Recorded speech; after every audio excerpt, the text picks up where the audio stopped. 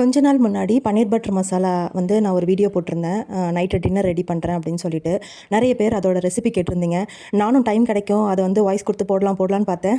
போட முடியல. ஃபஸ்ட்டு பார்த்தீங்கன்னா ஒரு மிக்ஸி ஜாரில் வந்து ஒரு 3 தக்காளி, அப்புறம் பொடியான இருக்குன்னா இஞ்சி பூண்டு, ஒரு 1/2 ஹவருக்கு முன்னாடி முந்திரி பருப்பு ஒரு 10 முந்திரி பருப்பு ஊற வச்சுக்கோங்க. அதையும் அதோட ஆட் பண்ணிவிட்டு கொஞ்சம் கொத்தமல்லி, அப்புறம் 1 ஸ்பூன் மிளகாய் தூள், வெறும் மிளகாய் தூள், 2 ஸ்பூன் தனியாத்தூள், 1 ஸ்பூன் ஜீரகத்தூள், 1 ஸ்பூன் கரம் மசாலா எல்லாம் போட்டு நல்லா மைய அரைச்சிக்கணும்.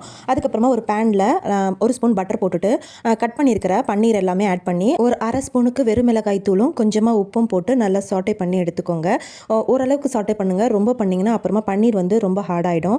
ஸோ அது வந்து நல்லா சாட்டே பண்ணி எடுத்ததுக்கப்புறமா இன்னொரு கடாயில் 2 ஸ்பூன் பட்டர் ஆட் பண்ணிவிட்டு பட்டை, ஏலக்காய், கிராம்பு, அது கூட பிரிஞ்சி இலை, அப்புறம் ஒரு 1/2 ஸ்பூன் ஜீரகம், பொடியாக நறுக்கின பூண்டு, பச்சை மிளகாய், அது கூட நல்லா பொடியாக நறுக்கின 2 பெரிய வெங்காயம் ஆட் பண்ணி நல்லா வதங்கினதுக்கப்புறமா அரைச்சி வச்சிருக்கிற விழுதை அதோட ஆட் பண்ணிக்கோங்க.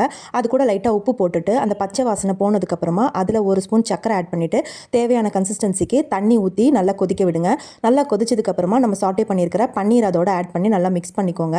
இப்போ இதில் வந்து கஸ்தூரி மெத்தியை நல்லா கசக்கி அதோட ஆட் பண்ணிவிட்டு கூடவே நல்லா கொத்தமல்லி தழை பொடியாக நறுக்கி அதை ஆட் பண்ணிவிட்டு மேலே வந்து ஃப்ரெஷ் க்ரீம் ஆட் பண்ணி நல்லா ஒரு மிக்ஸ் கொடுத்துட்டு அதுக்கு மேலே பட்டர் லைட்டாக போட்டு க்ளோஸ் பண்ணிவிடுங்க. சூப்பரான பன்னீர் பட்டர் மசாலா ரெடி. சப்பாத்தி, பூரி, அதுக்கப்புறம் பரோட்டாவுக்கு சூப்பராக இருக்கும். ட்ரை பண்ணி பாருங்கள். டேஸ்ட் எப்படி இருந்ததுன்னு கமெண்ட்டில் கண்டிப்பாக சொல்லுங்கள். பாய்.